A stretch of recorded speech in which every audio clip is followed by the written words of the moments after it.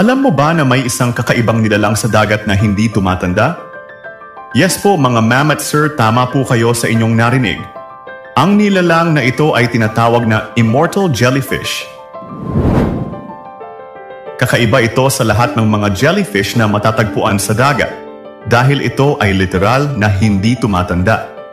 Ito ay may scientific name na Turritopsis dohrnii at natuklasan ng nilalang na ito sa Mediterranean Sea. Anyways, kung iisipin, karaniwan sa lahat ng hayop at pati sa ating mga tao ay may natural na proseso ng pagtanda at kamatayan. Pero kakaiba ang jellyfish na ito. Kapag ito ay nasugatan o nasa bingit na ng kamatayan, may kakayahan itong bumalik sa pinakaunang yugto ng kanyang life cycle. Para bang nagre-reset siya ng kanyang sarili. Sa halip na mamatay, bumabalik siya mula sa pagiging mature jellyfish pabalik sa polyp stage na siyang pinakasimula ng kanyang buhay.